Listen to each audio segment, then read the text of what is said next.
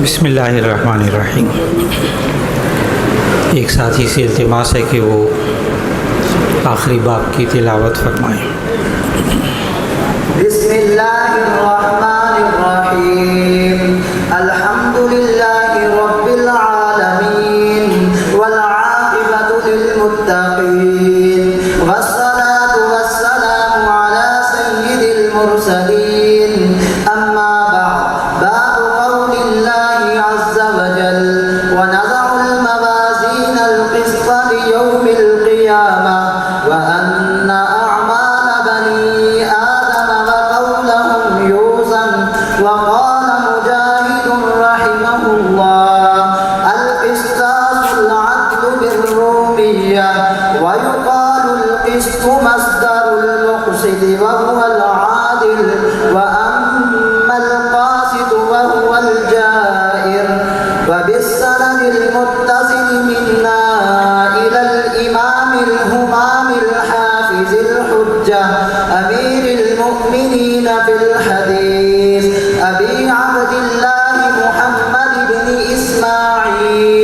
إسماعيل بن إبراهيم بن المغيرة البخاري والبزدبي رحمه الله قال حدثنا أحمد بن أشكاب قال حدثنا محمد بن فضيل عن عمارة بن القعقاع عن أبي زرعة عن أبي هريرة رضي الله عنه قال قال النبي صلى الله عليه وسلم كلمتان حبيبتان إلى الرحمن خفيفتان على اللسان ثقيلتان في الميزان سبحان الله وبحمده سبحان الله العظيم۔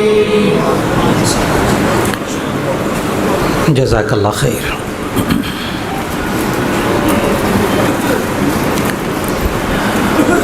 آپ سب حضرات نے ابھی بخاری شریف کا آخری باب سنا، اس میں آنے والی حدیث بھی پڑھی ساتھی نے، اور آپ نے سند کے ساتھ اس حدیث کو سمجھا اور سنا۔ اللہ رب العزت احادیث کے سلسلے کو جو ان طلباء نے ان اساتذہ سے حاصل کیا، اللہ رب العزت ان تمام طلباء کو یہ احادیث آگے امت تک پہنچانے کی توفیق عطا فرما دے۔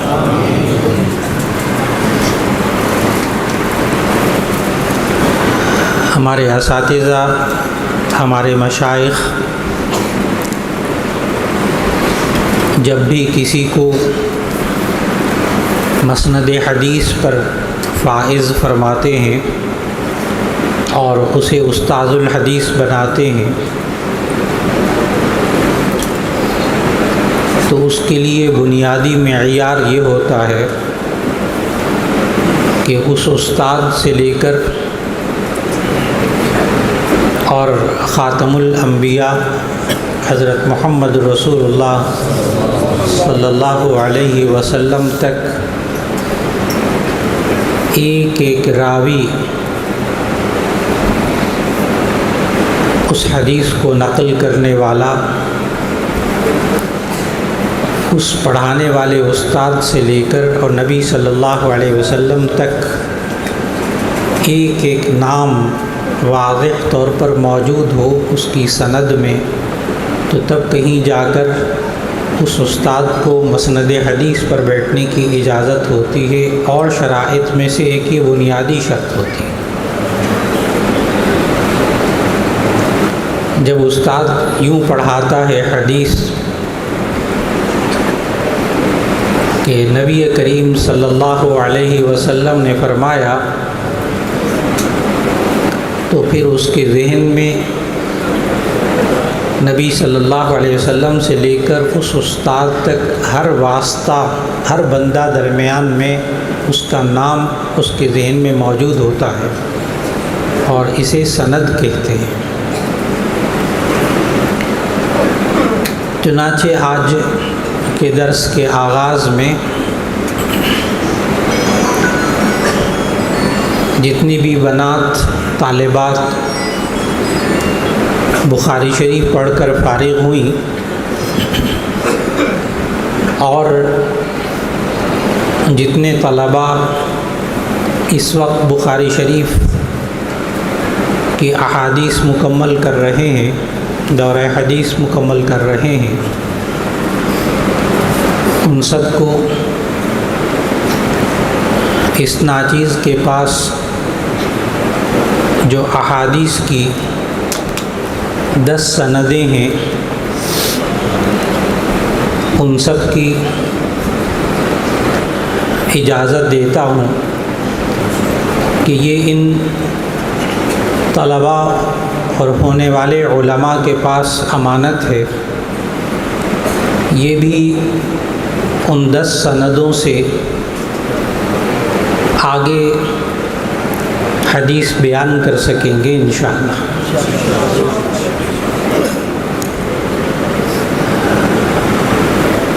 اور آپ حاضرین خاص طور پر ان طلباء کے سرپرست عزیز و اقارب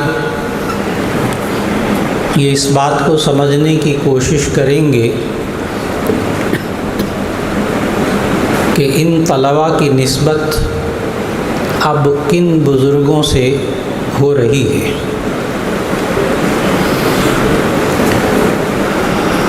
اللہ رب العزت نے مجھ ناچیز کو بخاری شریف پڑھنے کی توفیق عطا فرمائی جامعہ شفیہ کے شیخ الحدیث حضرت مولانا محمد مالک کاندھلوی رحمہ اللہ سے، اور حضرت مولانا محمد مالک کاندھلوی رحمہ اللہ نے ایک مرتبہ تو بخاری شریف پڑھی حضرت مولانا شبیر احمد عثمانی رحمۃ اللہ علیہ سے، اس لیے اب ان طلباء اور حضرت علامہ شبیر احمد عثمانی رحمہ اللہ کے درمیان 2 واسطے موجود ہیں۔ ایک واسطہ یہ ناچیز اور ایک واسطہ درمیان میں حضرت مولانا محمد مالک کاندھلوی رحمہ اللہ۔ صرف 2 واسطوں سے اب یہ شاگرد بن گئے حضرت علامہ شبیر احمد عثمانی رحمۃ اللہ علیہ، اور پھر حضرت مولانا محمد مالک کاندھلوی رحمہ اللہ نے دوسری مرتبہ بخاری شریف پڑھی تھی حضرت مولانا حسین احمد مدنی رحمۃ اللہ علیہ سے، اس لیے اب ان طلباء اور مولانا حسین احمد مدنی رحمہ اللہ کے درمیان 2 واسطے ہیں۔ یہ صرف 2 واسطوں سے حضرت مدنی رحمہ اللہ کے شاگرد بن گئے الحمدللہ۔ صحیح مسلم میں نے پڑھی جلد اول حضرت مولانا عبد الرحمن اشرفی صاحب رحمۃ اللہ علیہ سے، اور انہوں نے حدیث پڑھی تھی حضرت مولانا حسین احمد مدنی رحمۃ اللہ علیہ سے۔ چنانچہ صحیح مسلم میں بھی ان ساتھیوں کو حدیث کی سند کی اجازت دیتے ہوئے تو صحیح مسلم میں بھی یہ شاگرد بن گئے حضرت مدنی رحمۃ اللہ علیہ کے 2 واسطوں سے۔ اس کے بعد جلد ثانی صحیح مسلم کی وہ پڑھی حضرت مولانا جمیل احمد تھانوی رحمۃ اللہ علیہ سے۔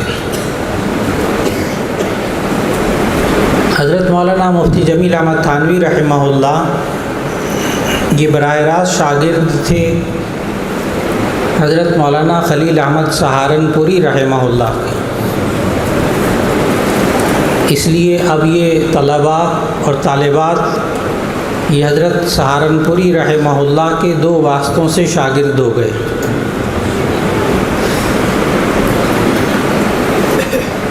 پھر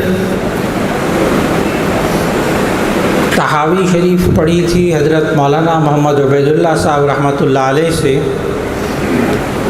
اور یہ بر صغیر میں واحد ہستی تھی کہ جن کو ہر کتاب کا آغاز اور اختتام کروایا تھا حضرت مولانا اشرف علی صاحب تھانوی رحمۃ اللہ علیہ۔ تو اب یہ طلباء اور یہ طالبات حضرت مولانا اشرف علی صاحب تھانوی رحمۃ اللہ علیہ کے واسطے سے حدیث میں شاگرد بن گئے، ان کے دو واسطوں سے۔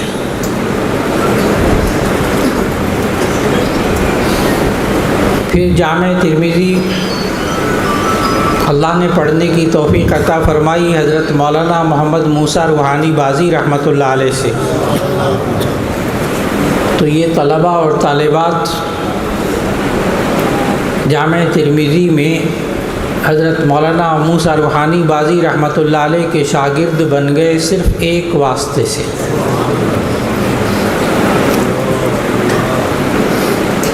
اور پھر حدیث کی کتابوں میں جو اجازت حدیث کا سلسلہ ہے، اس میں سنن ابی داؤد پڑھنے کی اللہ نے توفیق عطا فرمائی۔ بر صغیر کے عظیم محدث حضرت مولانا صوفی محمد سرور صاحب رحمۃ اللہ علیہ سے، لہذا یہ طلباء اور طالبات حضرت مولانا صوفی محمد سرور صاحب رحمۃ اللہ علیہ کے شاگرد بن گئے، صرف ایک واسطے سے۔ پھر پوری تفسیر پڑھی حضرت مولانا مفتی محمود صاحب رحمۃ اللہ علیہ سے، اور حضرت نے سند حدیث پر دستخط فرماتے ہوئے حضرت مولانا فضل الرحمن صاحب دامت برکاتہم کے والد محترم حضرت مفتی محمود صاحب رحمۃ اللہ علیہ نے دستخط بھی فرمائے سند حدیث پر اور اپنی سند کی اجازت دی۔ تو اس طرح اب ان طلباء اور طالبات اور حضرت مولانا فضل الرحمن صاحب دامت برکاتہم کے والد محترم حضرت مولانا مفتی محمود صاحب رحمۃ اللہ علیہ کے یہ شاگرد بن گئے، صرف دو واسطوں سے، بلکہ ایک واسطے سے۔ ایک واسطے سے یہ شاگرد بن گئے، سب کے سب مفتی محمود صاحب رحمۃ اللہ علیہ کے۔ پھر اس کے بعد حدیث کی سند کی اجازت دی اس ناچیز کو، اور جامع شفیہ کی سند پہ دستخط بھی فرمائے حدیث کی سند پر حضرت مولانا سمیع الحق صاحب رحمۃ اللہ علیہ کے والد محترم حضرت مولانا عبدالحق صاحب اکوڑا خٹک والے۔ لہذا اب ان طلباء اور طالبات کے درمیان اور حضرت مولانا عبدالحق صاحب اکوڑا خٹک والے رحمہ اللہ کے درمیان ایک واسطے سے شاگرد بن گئے۔ 10ویں اور آخری سند، اب تک 9 سندیں بیان کر دیں حدیث کی۔ 10ویں اور آخری سند اس ناچیز کی کہ اللہ نے حدیث کی کتاب الترغیب و ترہیب یہ پڑھنے کی توفیق عطا فرمائی حضرت مولانا شمس الحق افغانی رحمۃ اللہ علیہ سے، اور حضرت مولانا شمس الحق افغانی رحمۃ اللہ علیہ وہ براہ راست شاگرد تھے حضرت علامہ انور شاہ کاشمیری رحمۃ اللہ علیہ۔ اس لیے یہ تمام طلباء اور طالبات آج کے بعد 2 واسطوں سے حضرت علامہ انور شاہ کاشمیری رحمہ اللہ کے شاگرد بن گئے، الحمدللہ علی ذالک۔ تو ان تمام طلباء اور طالبات کو یہ 10 کے 10 سند حدیث کی اجازت دی جاتی ہے۔ یہاں جتنے علماء موجود ہیں ان سب کو بھی ان 10 سند حدیث کی اجازت دی جا رہی ہے کہ انہوں نے بھی آج آخری حدیث پھر دوبارہ اس ناچیز کے سامنے سن لی اور وہ بھی اس سند میں شریک ہو گئے۔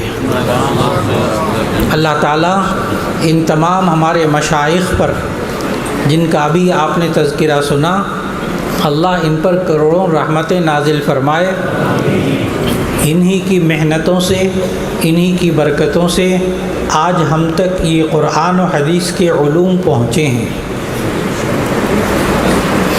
اور ابھی ساتھی نے عبارت پڑھی، باب قول اللہ وَنَضَعُ الْمَوَازِينَ الْقِسْطَ لِيَوْمِ الْقِيَامَةِ۔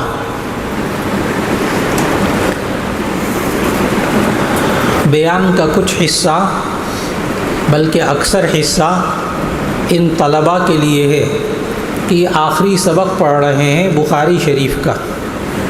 اس سبق کے دوران عوام کو جتنی بات سمجھ میں آ جائے اس پر شکر ادا کریں، اور جو نہ سمجھ میں آئے اس پر صبر کر لیں۔ اللہ دونوں صورتوں میں اجر عطا فرمائے گا انشاءاللہ۔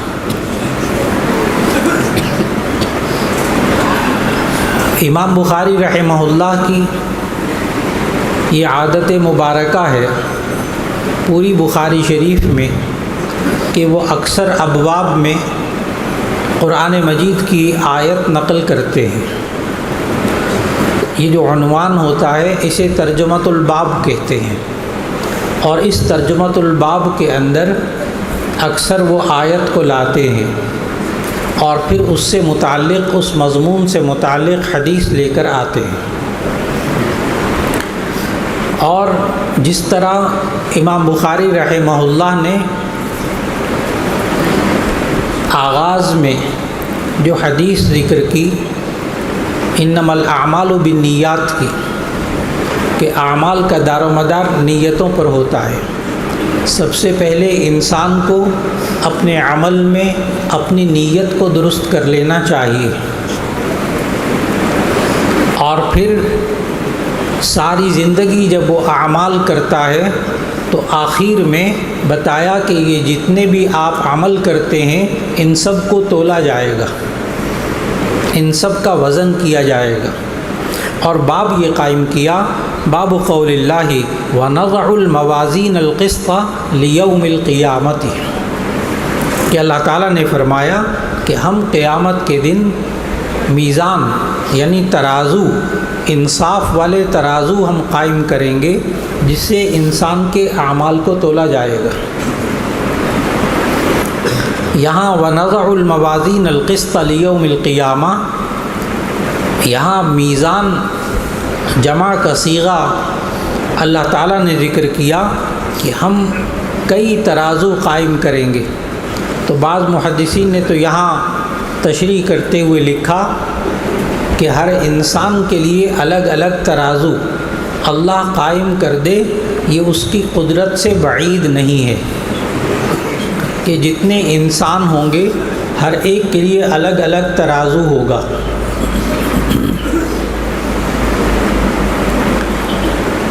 یہ انسان اپنی زندگی میں جو عمل کرتا ہے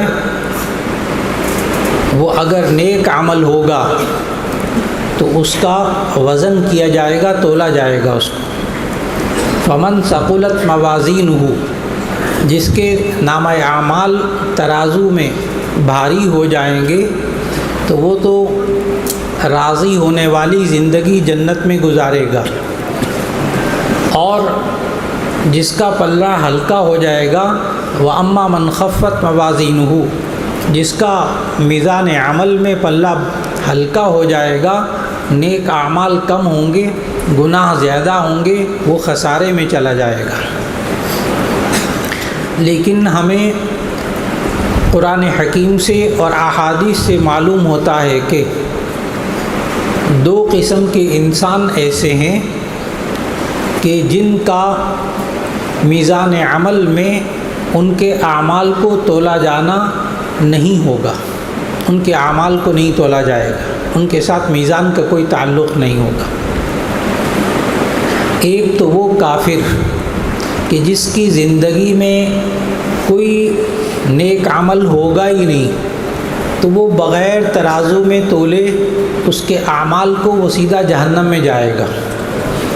اور دوسرا وہ شخص محدثین نے ذکر کیا احادیث کی روشنی میں کہ وہ شخص جس کے نامہ اعمال میں ایک بھی گناہ نہیں ہوگا، ساری زندگی اس نے نیک اعمال کیے ہوں گے، ایسی صورت میں وہ بھی بلا حساب ترازو کے تولے جانے کے، اعمال کے تولے جانے کے مرحلے سے گزرے بغیر وہ بھی جنت میں بغیر حساب کے چلا جائے گا۔ اللہ تعالی ہم سب کو ان لوگوں میں شامل کر دے جو بغیر حساب کے جنت میں جائیں گے۔ آج کا انسان یہ سوچتا ہے کہ اتنے سارے انسان ہوں گے، ان کے اعمال کو تولا کیسے جائے گا، اتنے ترازو کیسے ہوں گے۔ نام لیا جاتا ہے معتزلہ کا کہ وہ ایک ایسا فرقہ تھا جو کہ میزان عمل جو اللہ نے آخرت میں ترازو قائم کرنے ہیں ان کا بھی انکار کرتا تھا۔ یہاں جو ساتھی موجود ہیں یہ کبھی فرقہ قدریہ پڑھتے ہیں، کبھی جبریہ پڑھتے ہیں، کبھی مرجئہ پڑھتے ہیں، کبھی جہمیہ پڑھتے ہیں، کبھی معتزلہ پڑھتے ہیں۔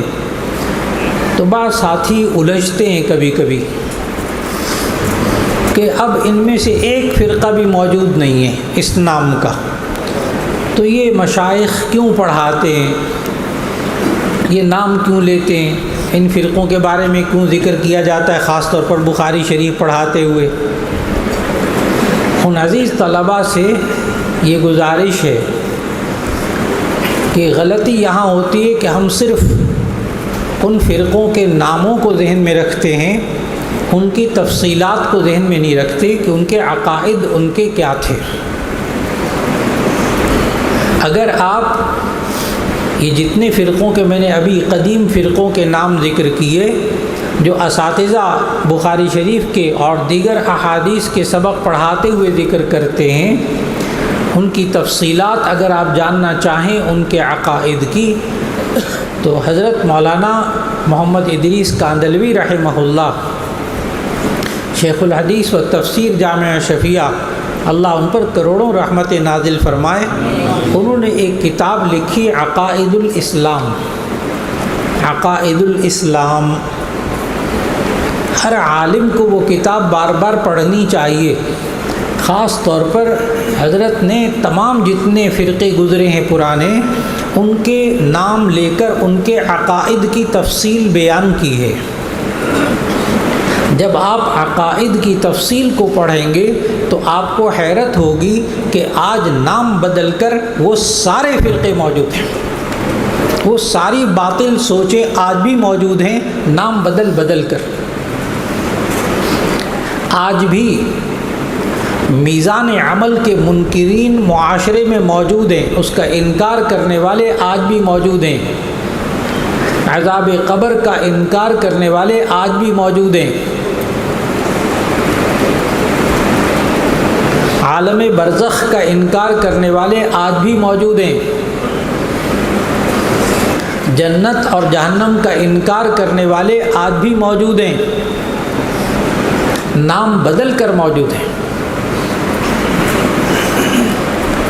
اس لیے آپ ساتھی صرف معتزلہ کا نام ذہن میں نہ رکھیے گا بلکہ ان کے عقائد کو ذہن میں رکھیے کہ وہ میزان اعمال کا بھی انکار کرتے اور اعمال کے تولے جانے کا بھی انکار کرتے، اور یوں کہتے کہ یہ جو اعمال ہیں انسان کے، میں دو لفظ بولوں گا طلبہ سمجھ جائیں گے، آپ بھی سمجھ جائیں گے جب اس کی تھوڑی سی آسان سی تشریح عرض کروں گا کہ اعمال کو کیسے تولا جائے گا۔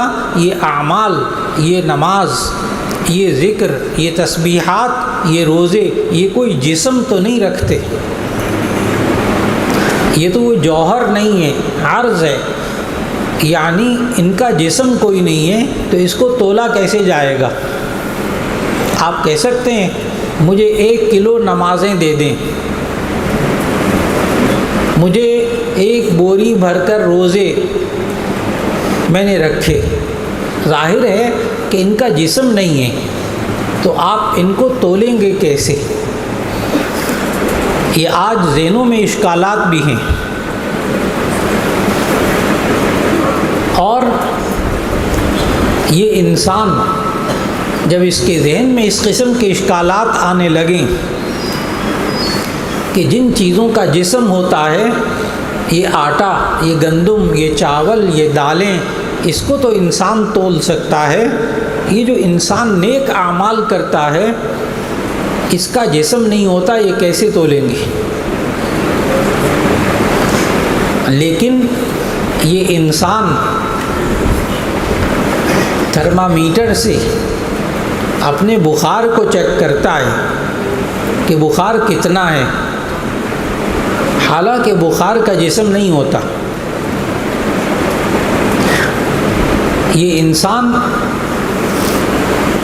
ہوا کی پیمائش کرتا ہے، حالانکہ ہوا کا جسم نہیں ہوتا۔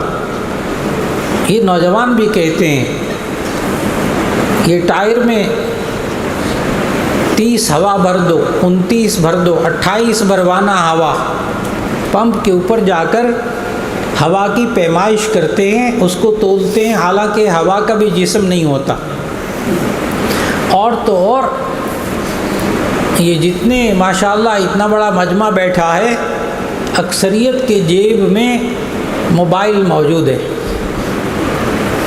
اور یوں کہتے ہیں میرے موبائل میں اس وقت سگنل فل آ رہے ہیں، 4 کے 4 دانے نظر آ رہے ہیں۔ ایک کہتا ہے میرے 2 دانے سگنل نظر، آدھے سگنل آ رہے ہیں۔ ایک کہتا ہے 1 دانہ نظر آ رہا ہے سگنل کا۔ ایک کہتا ہے میرے موبائل کے اندر یہاں اس جگہ سگنل نہیں آ رہے۔ یہ جو لہریں ہوتی ہیں موبائل کی، یہ جو سگنل ہوتے ہیں، ان کا تو جسم ہوتا نہیں، اور آپ اپنی جیب میں ایک ایسی ڈبی موبائل رکھتے ہیں کہ جس سے آپ بغیر جسم والی چیزوں کو تولتے ہیں۔ جن کے جسموں کے اندر، جیبوں کے اندر موبائل موجود ہیں، وہ یوں کہتے ہیں میری بیٹری کے 4 دانے مکمل ہیں، میری آدھی بیٹری فل ہے، 2 دانے، میری بیٹری ختم ہونے والی، 1 دانہ رہ گیا۔ یہ جو بیٹری کے اندر طاقت ہوتی ہے، بجلی کی طاقت ہوتی ہے، یہ نظر نہیں آتی، لیکن یہ موبائل سے چیک کرتا ہے۔ اس انسان نے اپنی عقل سے تو چھوٹی چھوٹی ڈبیاں، ناراض نہیں ہوں گے کہ میں نے آپ کے اتنے قیمتی موبائل کو ڈبی کہہ دیا، اتنے موبائل چھوٹی چھوٹی ڈبیاں بنا کر جیب میں رکھ کر، یہ انسان جسم نہ رکھنے والی چیزوں کو ہر انسان الگ الگ تول رہا ہے، اور وہ قادر جس نے اس انسان کی عقل کو، دماغ کو بنایا ہے، وہ بغیر جسم رکھنے والی چیزوں کو کیسے تولے گا، یہ اس کو سمجھ میں نہیں آ رہا۔ سائنس نے تو اسلام کو سمجھنا بہت آسان کر دیا۔ وہ اللہ ترازو سے تولنے کا محتاج نہیں ہے، وہ تو تولے گا انسان پر اپنی حجت کو مکمل کرنے کے لیے، تاکہ یہ انسان انکار نہ کر سکے کہ میرے ساتھ انصاف ہوا یا ظلم ہوا، یہ بات نہ کہہ سکے۔ تو اللہ قیامت کے دن نامہ اعمال کے لیے یہ انسان القسط، انصاف والے ترازو قائم ہوں گے قیامت کے دن۔ اور امام بخاری رحمہ اللہ نے آگے فرمایا وَأَنَّ أَعْمَالَ بَنِي آدَمَ وَقَوْلَهُمْ يُوزَنُ، کہ بنی آدم کے اعمال بھی تولے جائیں گے اور اس کے قول بھی تولے جائیں گے۔ یہاں ساتھی جو بخاری شریف پڑھ رہے وہ اس بات میں الجھیں گے کہ اعمال بنی آدم، یہاں پہ امام بخاری رحمہ اللہ نے جمع کا ذکر کیا، اعمال عمل کی جمع ہے، جمع کا صیغہ لائے، اور آگے وقولہم، یہاں اقوالہم کہنے کے بجائے قولہم واحد لے کر آئے۔ اس کی وجہ محدثین نے لکھی کہ دراصل لفظ قول یہ مصدر ہے، اس کا اطلاق قلیل پر بھی ہوتا ہے، کثیر پر بھی ہوتا ہے، تھوڑے پر بھی ہوتا ہے، زیادہ پر بھی ہوتا ہے۔ ترجمہ یوں ہی کریں گے کہ وَأَنَّ أَعْمَالَ بَنِي آدَمَ وَقَوْلَهُمْ يُوزَنُ، بنی آدم کے اعمال بھی تولے جائیں گے اور اس کا قول اور اس کی زبان سے نکلنے والی باتوں کو بھی تولا جائے گا۔ وقال مجاہد القسطاس العدل بالرومیہ، اور حضرت مجاہد رحمہ اللہ جو محدث بھی اور مفسر قرآن بھی تابعی ہیں، وہ کہتے ہیں کہ لفظ قسطاس اس کا معنی العدل انصاف ہوتا ہے، اور یہ رومی زبان کا لفظ ہے۔ یہ لفظ قسط یہ بھی قرآن مجید میں آیا وَنَضَعُ الْمَوَازِينَ الْقِسْطَ لِيَوْمِ الْقِيَامَةِ، اور لفظ قسطاس بھی قرآن مجید میں آیا وَزِنُوا بِالْقِسْطَاسِ الْمُسْتَقِيمِ، وَزِنُوا بِالْقِسْطَاسِ الْمُسْتَقِيمِ۔ اور پھر آگے جب رومی زبان کا لفظ کہا کہ قرآن مجید میں رومی زبان کا لفظ ہے، تو اس پر ان ساتھیوں کے ذہن میں یہ اشکال آ سکتا ہے کہ اللہ تعالیٰ نے قرآن مجید میں یہ فرمایا انا انزلناہ قرآنا عربیہ، ہم نے تو انسان کے اوپر یہ قرآن نازل کیا ہدایت کی کتاب کو، یہ عربی زبان میں ہے۔ لیکن یہاں کہا جا رہا ہے کہ قسطاس یہ رومی زبان کا لفظ ہے جو قرآن میں آیا، اللہ کہہ رہا ہے یہ عربی زبان میں ہے۔ تو اس کا جواب یہ شاگرد طلباء اور طالبات ذہن میں رکھیں گے، عوام کے کام کی یہ بات نہیں کہ دراصل جب کوئی لفظ عربی زبان میں کسی اور زبان کا شامل ہو جاتا ہے اور اسے عربی ہی کے معنی میں استعمال کیا جاتا ہے، تو اگرچہ اس کی جڑ وہ تو کسی اور زبان سے منسلک ہوتی ہے، لیکن جب وہ استعمال ہوتا ہے عربی زبان میں تو وہ عربی زبان ہی کا حصہ بن جاتا ہے۔ اس لیے انا انزلناہ قرآنا عربیہ بالکل درست، قرآن عربی ہی میں نازل ہوا۔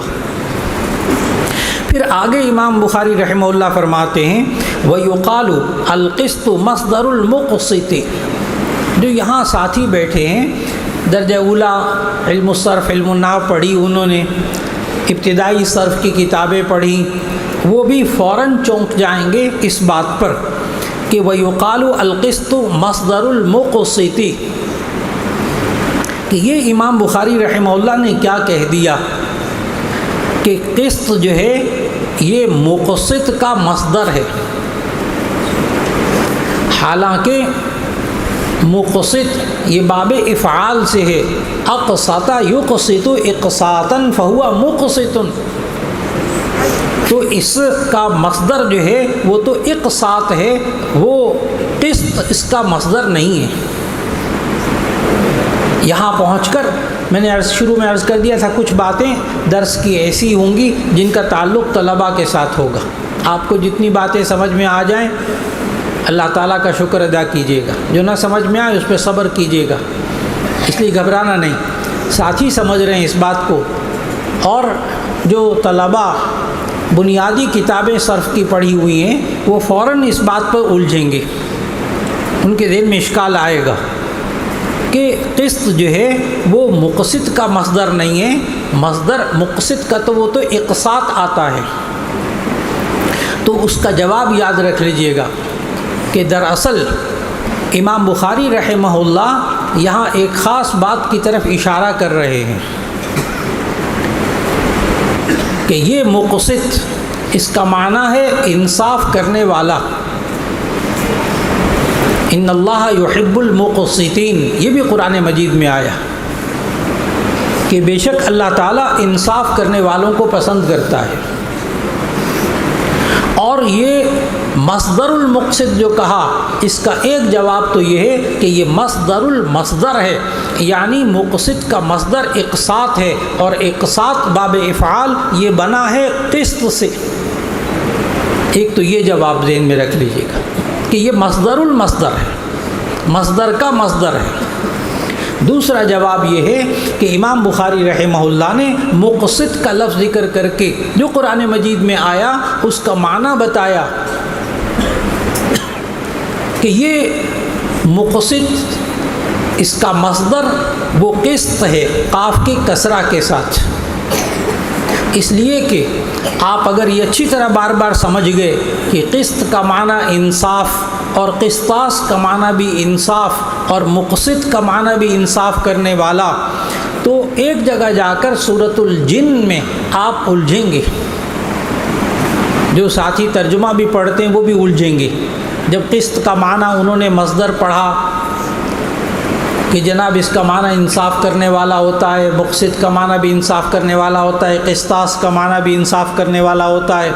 تو سورۃ الجن کے اندر اسی مادے سے ایک لفظ آ رہا ہے، وہاں عجیب و غریب اس کا معنی ہے وَأَمَّا الْقَاسِطُونَ فَكَانُوا لِجَهَنَّمَ حَطَبًا۔ یہاں آپ قاسطون کا ترجمہ انصاف کرنے والے کر ہی نہیں سکتے، یہاں تو ظالم اس کا معنی ہے۔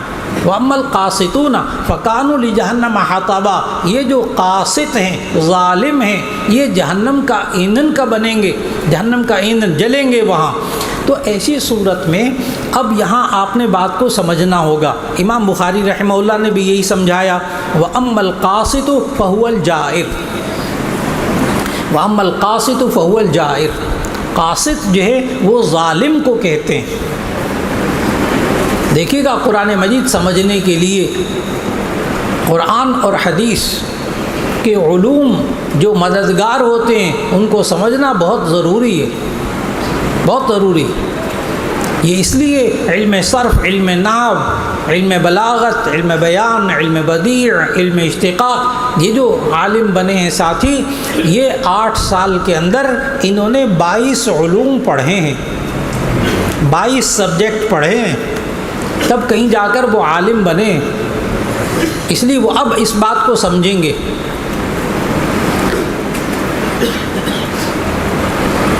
کہ قسط قاف کے کسرہ کے ساتھ اگر یہ ہو تو اس کا مطلب ہوتا ہے انصاف کرنا، لہذا مقسط یہ تو بنا ہے قسط سے، اس کا مطلب ہے انصاف کرنا، اور جو قاسط ہے اس کا مادہ قسط سے قاف کے فتحہ زبر کے ساتھ بنا، جس کا معنی ہے ظلم کرنا۔ اب جواب مکمل ہوا، اب جواب کو واضح کرنے لگا ہوں کہ جب یہ قاسط لفظ آیا قرآن مجید میں تو اس کا مادہ ہے قسط اور اس کا معنی ہے ظلم کرنا، اور جب مقسط اور قسطاس استعمال ہوا تو اس کا مادہ قاف کے کسرہ کے ساتھ ہے، اس کا معنی انصاف کرنا ہے۔ اب یہ طلباء کے لیے باتیں۔ پھر اس کے بعد آپ نے سند پڑھی، اور سند سے پہلے بھی آپ ساتھیوں کو ایک بات عرض کرتا چلوں، ابھی آپ نے سندیں سنی اور کس طرح قرآن و حدیث کے علوم ہم تک پہنچے اور یہ احادیث ہم تک کیسے پہنچیں وہ بھی آپ نے بغور سنی۔ اب اس کے بعد حدیث کا جو متن ہے، ایک کہلاتی ہے سند، ایک کہلاتا ہے متن۔ جو سند ہے وہ جو راویوں کا سلسلہ ہوتا ہے، جو ابھی شروع میں نے بتایا کہ اس حدیث کو بیان کرنے والے سے لے کر نبی صلی اللہ علیہ وسلم تک جو انسانوں کی فہرست ہے اس کو کہتے ہیں سند، اور جو حدیث ہوتی ہے اس کو کہتے ہیں متن۔ اب متن حدیث پڑھتے ہیں۔ عن ابی ہریرہ رضی اللہ عنہ قال قال النبی صلی اللہ علیہ وسلم۔ اب جب میں عبارت پڑھوں تو آپ سب ساتھی یہ کلمات پورا کا پورا مجمع پڑھے،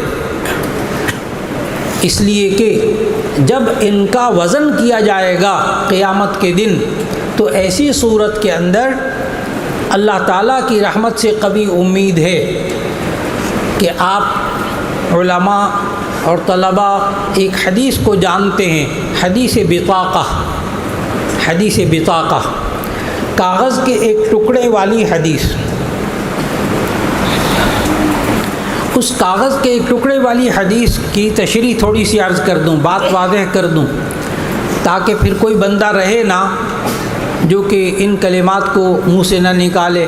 ہر بندہ یہاں جو موجود وہ ضرور بے ضرور اپنے منہ سے ان کلمات کو ادا کرے، اس لیے کہ نبی صلی اللہ علیہ وسلم نے ارشاد فرمایا کہ قیامت کے دن جب اعمال کو تولا جائے گا تو ایک شخص کے گناہ کافی سارے ہوں گے، اور وہ گناہوں والا پلڑا کافی جھک جائے گا۔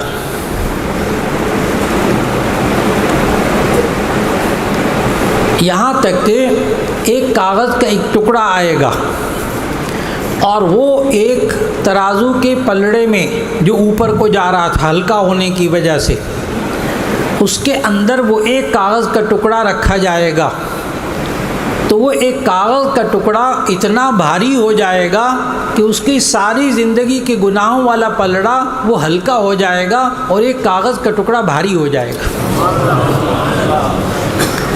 اور جب وہ بندہ معلوم کرے گا کہ آخر اس کاغذ کے ٹکڑے میں لکھا کیا تھا، تو معلوم ہوگا کہ اس بندے نے اخلاص کے ساتھ ایک مرتبہ کلمہ پڑھا تھا، لا الہ الا اللہ محمد الرسول اللہ صلی اللہ علیہ وسلم۔ اس نے ایک مرتبہ کلمہ پڑھا تھا اخلاص کے ساتھ، اللہ نے اسے قبول کر لیا، اور آج صرف وہ ایک کلمہ اس سارے گناہوں پر بھاری ہو گیا اور اس کو جنت میں بھیج دیا گیا۔ تو اللہ کرے کہ آج کی یہ نشست ہم سب کے لیے نجات کا ذریعہ بن جائے، اور آج کی نشست میں یہ کلمات زبان سے نکالنے کی بنا پر اللہ تعالی ہم سب کی بخشش فرما دے، صرف ان دو کلمات کی وجہ سے کہ نبی صلی اللہ علیہ وسلم نے فرمایا، اب آپ سب پڑھیے گا، کلمتانی حبیبتانی الی الرحمن خفیفتانی علی اللسان ثقیلتانی فی المیزان سبحان اللہ وبحمدہ سبحان اللہ العظیم۔ ایک بار پھر پڑھیے گا، سبحان اللہ وبحمدہ سبحان اللہ العظیم۔ ایک بار پھر پڑھیے، سبحان اللہ وبحمدہ سبحان اللہ العظیم۔ اب ان کلمات کی فضیلت نبی صلی اللہ علیہ وسلم نے خود کیا بیان فرمائی اس حدیث میں، ابھی آپ نے پڑھی، قال النبی صلی اللہ علیہ وسلم کلمتانی، دو کلمے ایسے ہیں، حبیبتانی، جو دونوں بہت پسند ہیں۔ یہاں کلمتان کو بھی سن کر جو شاگرد بیٹھے ہیں طلبہ، وہ پھر ان کے ذہن میں یہ سوال پیدا ہوگا کہ کلمتن تو ہم نے پڑھا تھا، ایک مفرد کلمے کو کہتے ہیں، یہاں تو سبحان اللہ وبحمدہ سبحان اللہ العظیم، اس میں تو کئی کلمے ہیں، اور جب کئی کلمے ہو جائیں تو ان کو تو کلام کہتے ہیں، کئی کلمے مل جائیں تو ان کو کلام کہتے ہیں، اور یہاں اس کو کلمہ کہا گیا، تو اس کا جواب ذہن میں رکھیے گا کہ یہاں کلمہ بمانے کلام کے ہے، کلمہ بمانے کلام کے ہے۔ اور حبیبتانی الی الرحمن، یہ دو کلمے اللہ کو بہت زیادہ محبوب ہیں، سبحان اللہ وبحمدہ سبحان اللہ العظیم، یہ اللہ تعالیٰ کو بہت زیادہ محبوب ہیں، پسند ہیں۔ انسان کو جب کوئی بات پسند آ جاتی ہے، انسان اس کو دہراتا ہے۔ اگر اسے معلوم ہو جائے کہ یہ میرے پسندیدہ بندہ، یہ میرا انسان، یہ میرا دوست، یہ بات کہنے سے بہت خوش ہوتا ہے، یہ جملہ بولنے سے بہت خوش ہوتا ہے، یہ لطیفہ سنانے سے بہت خوش ہوتا ہے، تو یہ انسان کتنی بار اس بات کو دہراتا ہے صرف خوش کرنے کے لیے۔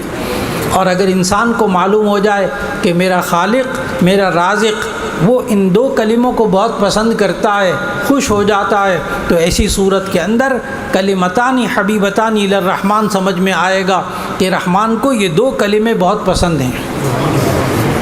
خفیفتان علی اللسان، یہ دونوں کلمے زبان پر بہت ہلکے ہیں، ان کو ادا کرنا آسان ہے۔ ثقیلتان فی المیزان، اور یہ دو کلمے میزان عمل میں بہت بھاری ہوں گے، میزان عمل میں بہت بھاری ہوں گے۔ یہ تو سبق حدیث سے متعلق تھا۔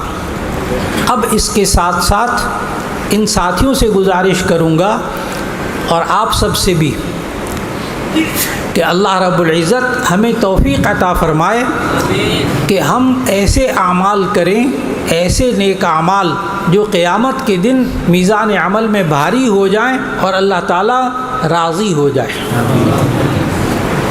ہمارے اس فاضل ہونے والے طلباء، خود میرے شاگرد دور حدیث میں پہنچ جاتے ہیں، پھر وہ ایک سوال کرتے ہیں وہ کہتے ہیں کہ استاد جی اب ہم 8 سال پڑھنے کے بعد عالم بن گئے، اب اس کے بعد ہم کیا کریں گے؟ اس کے بعد ہم کیا کریں؟ یہ ہر طالب علم کے ذہن میں ایک سوال ہوتا ہے۔ اب ہم بخاری شریف پڑھ لی، آج ختم بخاری بھی ہو گیا اور پھر اس کے بعد امتحان بھی ہو جائے گا، سند بھی مل جائے گی، عالم بن جائیں گے، اس کے بعد کیا کریں؟ اصل بات بیچاروں کی یہ ہوتی ہے کہ 8 سال وہ اساتذہ سے یہ سنتے رہے کہ تم علم اس لیے حاصل کرو کہ اللہ راضی ہو جائے، علم اس لیے حاصل کرو، اللہ کی رضا کے لیے علم حاصل کرو۔ سب اساتذہ اپنے شاگردوں کو یہی سکھاتے ہیں، 8 سال سکھاتے ہیں۔ علم کیوں حاصل کر رہے ہو؟ اللہ کی رضا کے لیے، اللہ راضی ہو جائے۔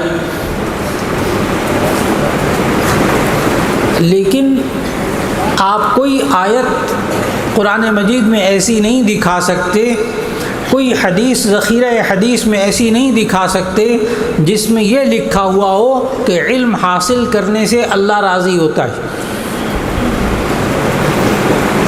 کسی آیت میں کسی حدیث میں یہ نہیں ہے کہ علم حاصل کرنے سے اللہ راضی ہوتا ہے۔ اب ممکن ہے یہ 8 سال پڑھنے کے بعد ساتھی یہ کہیں استاد جی ہمیں سارا 8 سال تو استاد یہ کہتے رہے کہ کیوں پڑھتے ہو؟ کہا کرو اللہ کو راضی کرنے کے لیے، اللہ کی رضا حاصل کرنے کے لیے۔ لیکن یہ اچھی طرح طے کر لیں کہ 8 سال علم حاصل کرنے سے اور یہ سارا علم حاصل کرنے سے، صرف علم حاصل کرنے سے اللہ راضی نہیں ہوتا۔ یہ طے کر لیں پہلے اچھی طرح۔ اگر صرف علم زیادہ حاصل کر لینے سے اللہ راضی ہوتا تو شیطان کے پاس بہت سارا علم موجود تھا، اللہ راضی ہو جاتا۔ اگر صرف علم کی وجہ سے اللہ راضی ہوتا ہے، یہ بہت بڑی غلط فہمی ہے جو فارغ التحصیل ہونے اساتذہ کا ذہن الحمدللہ بالکل واضح ہے، وہ سمجھتے ہیں جو میں بات کہنے والا ہوں۔ جو طلبہ ہے ان کے ذہن کو اچھی طرح واضح کرنا ہے، علم حاصل کرنے سے اللہ راضی نہیں ہوتا، اور کسی آیت میں کسی حدیث میں یہ نہیں ہے کہ تم علم حاصل کر لو بس اللہ راضی ہو گیا۔ طالب علموں کے ذہن میں یہ والی بات موجود ہوتی ہے کہ استاد جی اب اللہ راضی ہو گیا، اب کیا کریں؟ دور حدیث کرنے کے بعد اب کیا کریں؟ تو اس کا جواب اچھی طرح یاد رکھیے گا۔ اللہ کس سے راضی ہوتا ہے؟ اللہ اس سے راضی ہوتا ہے 2 کام کرنے سے، دونوں کرنے ہوں گے۔ جو علم حاصل کیا ہے اس پر خود عمل کرو تو اللہ راضی ہوگا۔ نمبر 2، اس علم کو جو حاصل کیا ہے اسے دوسروں تک پہنچاؤ تو اللہ راضی ہوگا۔ ان 2 کاموں کے بغیر اللہ راضی نہیں ہوگا۔ یہ ہمیں معلوم ہوتا ہے قرآن و سنت سے، یہ معلوم ہوتا ہے قرآن و حدیث سے۔ اگر کوئی انسان خود عمل کرتا رہے نیک اعمال اور دین کا علم ہونے کے باوجود دوسروں کو علم نہ پہنچائے، دوسروں کی اصلاح نہ کرے، تو ایسی صورت میں یہ انسان نجات نہیں پائے گا، اللہ راضی نہیں ہوگا۔ خود عمل کرتا رہا اپنے علم پر، دوسروں تک یہ علم نہیں پہنچایا تو اللہ راضی نہیں ہوگا۔ اور دوسری صورت کہ خود تو عمل نہیں کیا اپنے دین پر، اور تقریریں شاندار کر لیں، وعظ شاندار کر لیے، سبق شاندار پڑھا دیے، اب اپنے آپ کو دین پر عمل کرنے والا نہیں بنایا، دوسروں کو نصیحتیں خوب ماشاءاللہ کرتا رہا، تو یہ آدمی بھی کامیاب نہیں ہوگا، اللہ اس سے راضی نہیں ہوگا۔ ایک بات تو عزیز طلبہ، جو طالبات فارغ ہو رہی ہیں ان سے یہ التماس ہے کہ اس 8 سال میں جو آپ نے علم حاصل کیا اس پر خود عمل کریں گے انشاءاللہ، اور دوسروں تک یہ علوم پہنچائیں گے انشاءاللہ، تو ایسی صورت میں اللہ راضی ہو جائے گا انشاءاللہ۔ اب یہ طلبہ جو علماء بن چکے اور یہ طالبات جو علم دین حاصل کر چکی اپنے اپنے علاقوں میں جہاں جہاں جائیں نہ مدرسے کا انتظار کریں نہ مسجد کا انتظار کریں. اللہ دے دے تدریس کی جگہ بہت اچھی، آخر یہ کسی گھر میں تو رہتی ہیں طالبات، یہ طلباء کسی گھر میں تو جا کے رہیں گے، اس گھر کے اندر یہ قرآن حکیم کا درس شروع کر دیں، قرآن حکیم کا درس شروع کر دیں، یہ کسی وقت میں حدیث کا درس شروع کر دیں، ایک دن بھی ضائع نہ کریں. چند دوست بٹھا لیں اور ان کو قرآن حکیم کا درس دینا شروع کر دیں، حدیث کا درس دینا شروع کر دیں، ان کی نماز درست کرنے کی کوشش کر لیں، نماز کا ترجمہ ان کو سکھا دیں. جو ہی وہ یہ کام شروع کریں گے اپنے اپنے علاقے کے اندر اور خود بھی دین پر عمل کریں گے، دوسروں تک بھی دین پہنچانے والے بنیں گے، اللہ راضی ہو جائے گا. اس لیے ایک دن بھی ضائع نہ کریں. طلباء بھی طالبات بھی اپنے بزرگوں سے، اپنے اساتذہ سے، اپنے گھر والوں سے مشورہ کر کے ایسی ترتیب بنا لیں کہ جس سے یہ پڑھا ہوا علم دوسروں تک منتقل ہو جائے. اور دوسری گزارش یہ کہ یہ طلباء اور طالبات جو عالم بن رہے ہیں ان کے لیے یہ لازم ہے کہ وہ اپنی صحبت، اپنا اٹھنا بیٹھنا اچھے لوگوں کے ساتھ نیک ماحول میں رکھیں، ورنہ یہ سارا علم ضائع ہو جاتا ہے. اور یہ عالم بننے والے طلباء یہ لازماً کسی نہ کسی بزرگ سے تعلق ضرور قائم کریں، بیعت کا تعلق، اصلاح کا تعلق ضرور قائم کر لیں. میں جب اپنے شاگردوں کو بسا اوقات کہتا ہوں کہ کسی بزرگ سے تعلق قائم کر لیں تو وہ آگے سے یوں کہتے ہیں، استاد جی ابھی کچھ دن آرام سے گزرنے دیں، پھر ٹھہر کر ہم بیعت کر لیں گے. یعنی کیا معنی؟ ابھی ہمیں کچھ سال تک گناہ کی زندگی میں پڑنے دیں، بعد میں ہم توبہ اور استغفار کر لیں گے.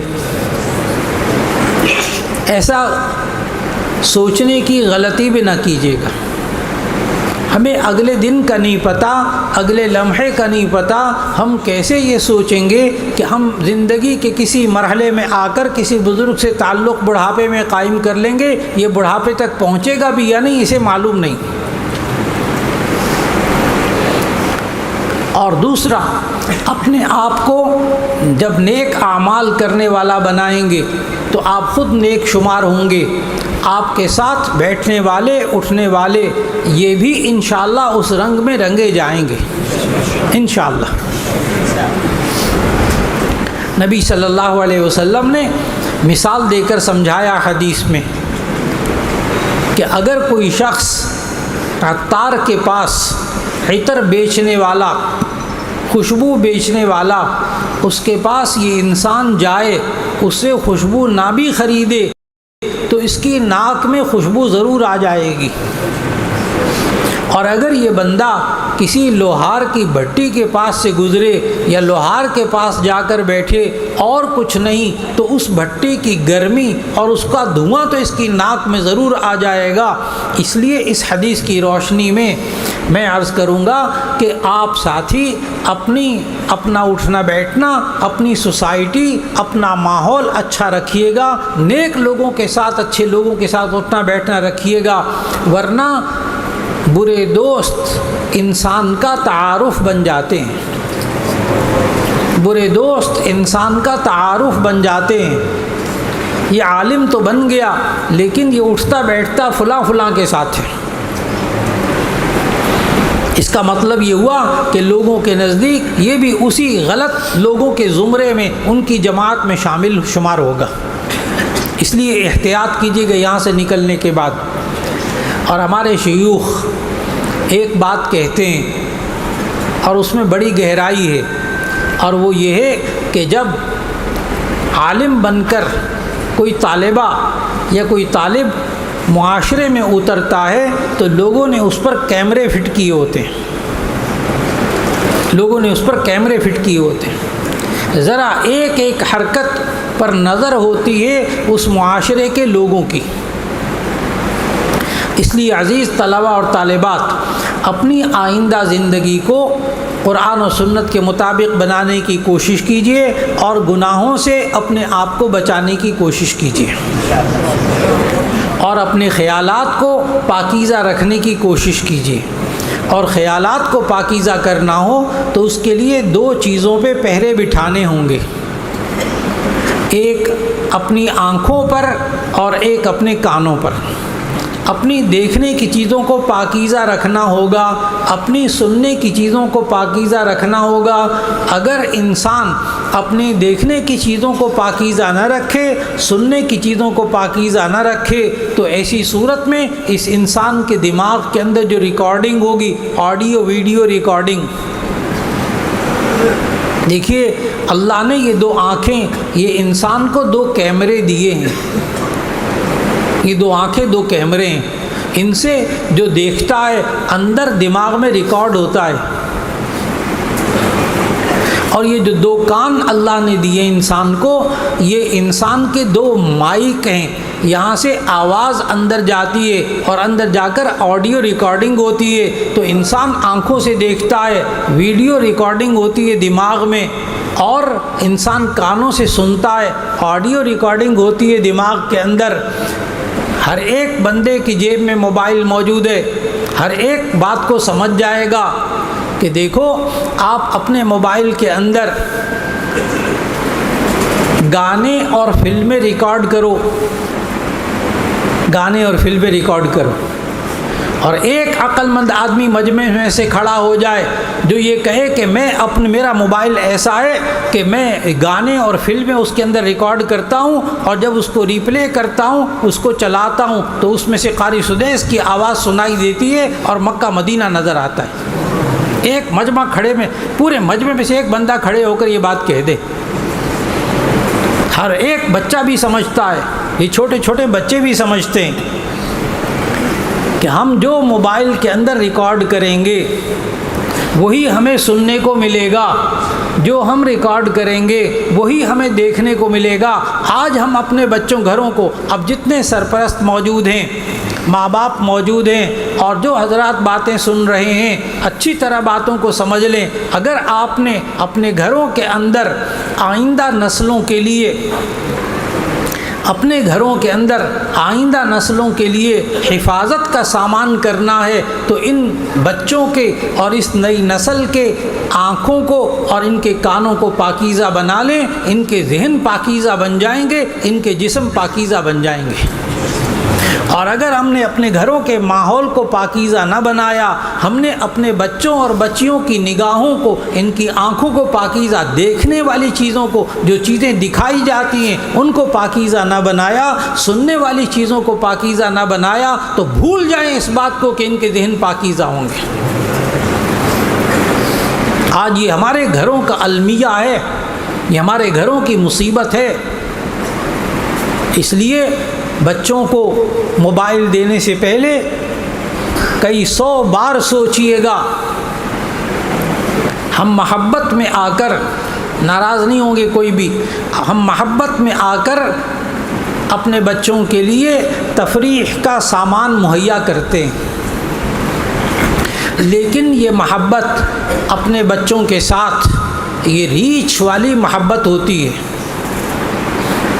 ریچھ والی محبت ہوتی ہے۔ سب سمجھ جائیں گے ابھی بات کو کہ ایک بندے نے ریچھ پالا تھا۔ اب بات کو ختم کرنے لگا ہوں، پوری توجہ سے سنیے گا۔ ایک بندے نے ریچھ پالا تھا اور اس کو سدھایا۔ جب وہ مالک سو جاتا تھا تو وہ پنکھا ہلاتا تھا، اس طرح سدھایا تھا اس نے ریچھ کو، مالک کو آرام پہنچاتا تھا۔ ایک دفعہ اس مالک کے ناک پہ ایک مکھی بیٹھی، وہ تنگ کرنے والی مکھی، اڑاؤ تو پھر بیٹھ جاتی۔ وہ دیکھ رہا تھا کہ میرا مالک سویا ہے اور اس کو ایک مکھی آ کر بار بار تنگ کر رہی ہے، تو اس نے ایک دفعہ پنکھا جھلا، ریچھ نے دیکھا مکھی اڑ گئی، پھر دوبارہ آ کے بیٹھ گئی۔ پھر 2-3-4 مرتبہ ہوا تو ریچھ کو غصہ آیا، ریچھ کو غصہ آیا مکھی پر۔ اس نے ایک بڑا سارا پتھر اٹھایا اور جو ہی مالک کی ناک پہ آ کر مکھی بیٹھی، اس نے زور سے پتھر دے کر مارا اور مکھی مر گئی۔ دیکھیے میں نے مکھی مرنے کا ذکر کیا ہے، آگے میں نے کچھ بھی نہیں کہا، لیکن مجمع ہنس رہا ہے، بات سمجھ میں آ گئی تھوڑی سی۔ یہ بڑا سارا پتھر مالک کی ناک پہ جو اس نے مارا، مالک کی محبت میں آ کر مارا یا دشمنی میں آ کر مارا؟ محبت میں۔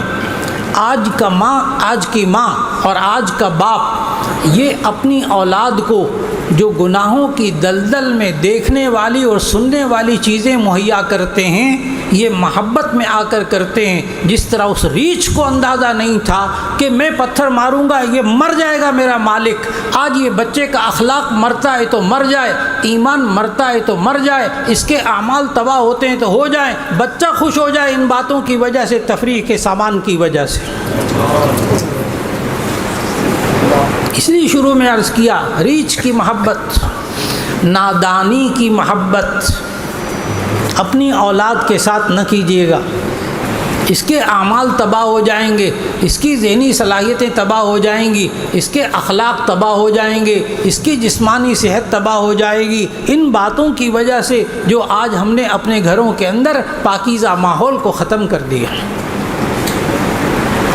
میرے عزیزان محترم، اس کے لیے آپ کو یہ کام کرنا ہوگا، ایک تو دعا مانگنی ہوگی، جو سورہ فرقان کے آخر میں اللہ تعالیٰ نے دعا سکھائی، وہ دعا مانگا کیجئے سب کہ ربنا ہب لنا من ازواجنا وذریاتنا قرۃ اعین واجعلنا للمتقین اماما۔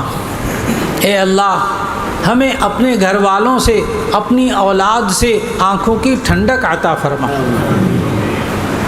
ہمیں اپنے گھر والوں سے، اپنی اولاد سے آنکھوں کی ٹھنڈک عطا فرما، وجعلنا للمتقین اماما، اور ہمیں پرہیزگاروں کا بھی رہنما بنا دے۔ یہ اپنی اولاد کے لیے، اپنے گھر والوں کے لیے خوب دعائیں مانگا کیجیے، دل سے آمین نکلتی ہے کہ اے اللہ ہمیں اپنے گھر والوں سے، اپنی اولاد سے آنکھوں کی ٹھنڈک عطا فرما۔ آج کوئی ماں، کوئی باپ دنیا بھر کی نعمتوں کو گھر کے اندر جمع کر لے، دنیا بھر کی چیزوں کو اپنے گھر کے اندر جمع کر لے، لیکن اولاد سے اور گھر والوں سے آنکھوں کی ٹھنڈک نہ ملے تو یہ سب چیزیں مٹی اور بیکار نظر آتی ہیں۔ اولاد جوان ہوتی ہے، اولاد ہاتھ میں نہیں ہوتی تو یہ انسان کو سب چیزیں بیکار نظر آتی ہیں۔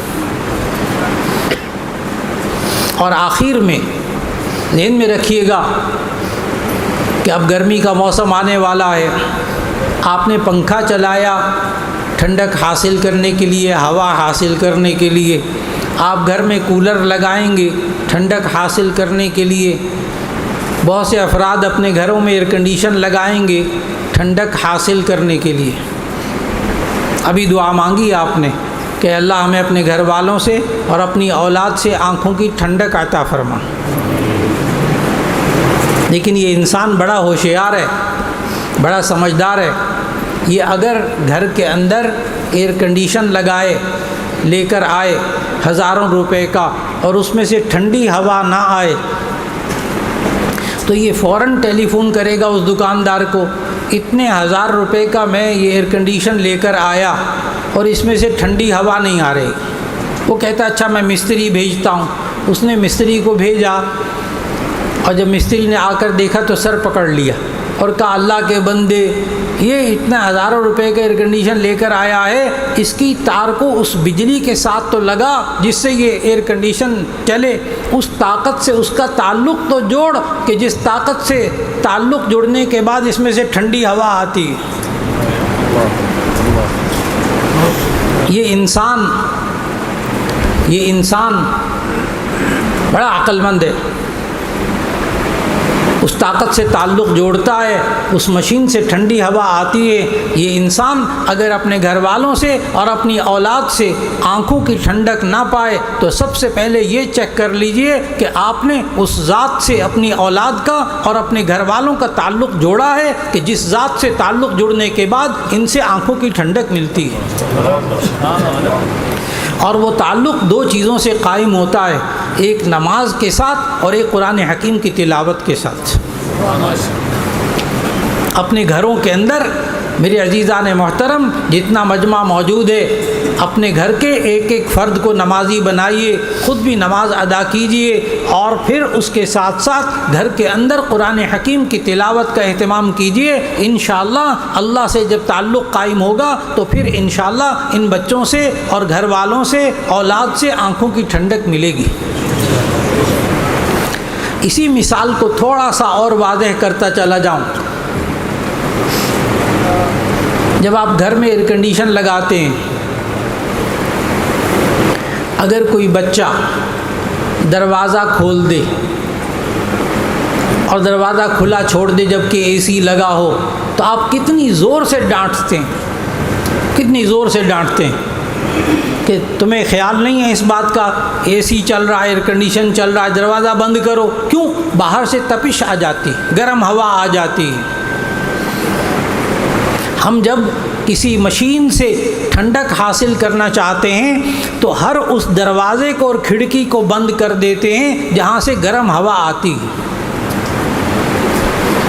ہم ہر اس کھڑکی کو، اس دروازے کو بند کرتے ہیں جہاں سے گرم ہوا آتی ہے۔ یہ بچے عالم بن گئے۔ میں جواب اس بات کا دے رہا ہوں کہ ہم اپنے بچوں کو عالم بنا لیتے ہیں، ہم اپنے بچوں کو حافظ بنا لیتے ہیں، لیکن گھر کے اندر اس اولاد سے جب ٹھنڈک نہیں ملتی تو ہم یوں کہتے ہیں مولانا میں نے اپنے بچے کو حافظ تو بنایا تھا، عالم تو بنایا تھا، لیکن مجھے آنکھوں کی ٹھنڈک اس اولاد سے نہیں مل رہی۔ تو میرے بھائیوں، آپ نے ٹھنڈک حاصل کرنی اس اولاد سے تو جہنم کی تپش آنے والے کچھ دروازوں کو بند کرنا پڑے گا۔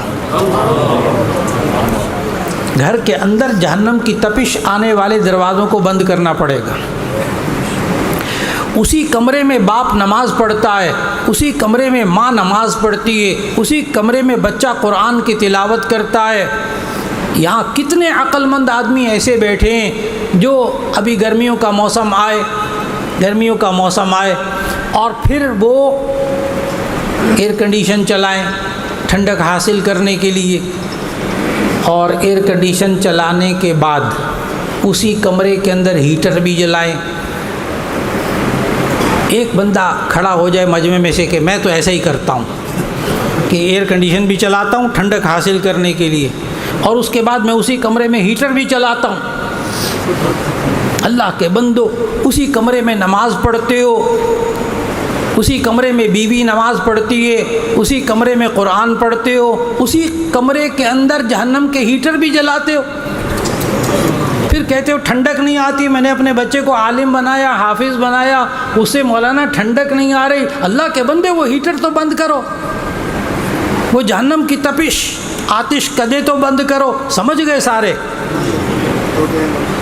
اب تو وہ آتش کدے جیبوں میں آ گئے، اب تو وہ آتش کدے جیبوں میں آ گئے۔ مسجد میں بیٹھا ہے، بٹن دباتا ہے، نامحرم کی تصویر آتی، آنکھیں پاکیزہ نہیں رہیں، سننے کی چیزیں پاکیزہ نہ رہیں، نمازیں بھی بے اثر ہو گئیں، اور ذکر اذکار بھی بے اثر ہو گئے، وہ قرآن کی تلاوت بھی بے اثر ہو گئی۔ ہمیں ان چیزوں سے پرہیز کرنا ہوگا، ہمیں ان چیزوں سے پرہیز کرنا ہوگا۔ یہ اس سوال کا جواب دیا کہ ہم اپنے بچوں کو عالم بنا لیتے ہیں، حافظ بناتے ہیں۔ مولانا میں بھی نماز پڑھتا ہوں، میری بیوی بھی نماز پڑھتی ہے، ہمیں گھر سے آنکھوں کی ٹھنڈک کیوں نصیب نہیں ہوتی؟ اس سوال کا جواب دے رہا تھا۔ اللہ رب العزت ہمیں نیک اعمال کی پابندی کرنے کی توفیق عطا فرما دے۔ اور ان نیک اعمال کو سنبھالنے کی بھی توفیق عطا فرما دے، اور پھر ان بچوں کو جو ایک ایک بچی یہاں سے عالمہ بنی ہے، اللہ تعالیٰ ان بچوں کو جو عالم بنے ہیں ایک ایک بچے اور بچی کو اللہ تعالیٰ دنیا میں ہدایت پھیلانے کا، قرآن و سنت کی روشنی پھیلانے کا ذریعہ بنا دے۔ اور سب اساتذہ کرام کو مبارکباد دوں گا، اللہ رب العزت ان تمام طلباء اور طالبات کو، ان تمام اساتذہ کے لیے صدقہ جاریہ بنا دے، اور جو جو اس ادارے کے ساتھ تعاون کر رہا ہے اللہ تعالیٰ ان سب کو جزائے خیر عطا فرمائے۔ اور پھر آج کی نشست میں جو جو حضرات شریک ہیں سب دعا کیجئے، اے اللہ جس طرح تو نے ہمیں آج اس مجلس میں جمع کیا، اے اللہ ہمیں جنت میں بھی اکٹھا فرما دے۔ وآخر دعوانا ان الحمد للہ رب العالمین۔